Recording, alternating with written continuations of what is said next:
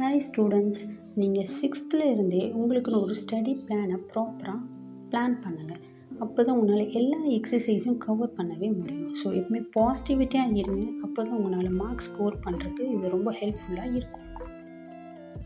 எந்தெந்த டைமில் எந்தெந்த சப்ஜெக்ட்ஸ் படித்தா ஈஸியாக இருக்கும் அப்படிங்கிறத நீங்கள் தான் உங்களுக்கான ஒரு டைம் அலாட்மெண்ட்டை செட் பண்ணி படிங்க.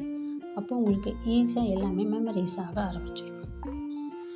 போர்டு எக்ஸாம் எழுதுகிற ஸ்டூடெண்ட்ஸ் இந்த பாயிண்ட்ஸ் எல்லாம் நீங்கள் கொஞ்சம் பார்த்துக்கிட்டிங்கனாவே உங்களால் மார்க்ஸ் ஸ்கோர் பண்ணுறதுக்கு நிறைய வாய்ப்புகள் இருக்குது. மேக்ஸுக்குன்னு பார்த்தீங்கன்னா இந்த டிஸ்ட்ரிக்ட் கொஷின் பேப்பர் உங்களுக்கு ரொம்ப ஹெல்ப்ஃபுல்லாக இருக்கும். காரணம் என்னென்னு கேட்டிங்கன்னா, இம்பார்ட்டண்ட் கொஷின்ஸ் எந்தெந்த எக்ஸசைஸில் வருது, எந்தெந்த எக்ஸசைஸ் தேவையே இல்லை அப்படிங்கிறத உங்களால் ஈஸியாக அனலைஸ் பண்ண முடியும். எல்லா சப்ஜெக்ட்லேயும் புக் இன்சைடை கண்டிப்பாக படிங்க. அப்போ தான் உங்களால் ஒன் வேர்டை அட்டன் பண்ணவே முடியும். இந்த மேக்ஸில் கிராஃப் அண்ட் ஜியோமெட்ரியை தயவு செஞ்சு விட்டுறாதீங்க. அதில் மார்க்ஸ் ஈஸியாக ஸ்கோர் பண்ணுறதுக்கான வாய்ப்பு நிறையவே இருக்குது. இப்போது சயின்ஸ்னு பார்த்தீங்கன்னா ஈக்குவேஷன் பேஸ்டு சம்ஸ்னே தனியாக கேட்குறாங்க. ஸோ அதுக்கு கொஞ்சம் கான்சன்ட்ரேஷன் பண்ணி படிங்க.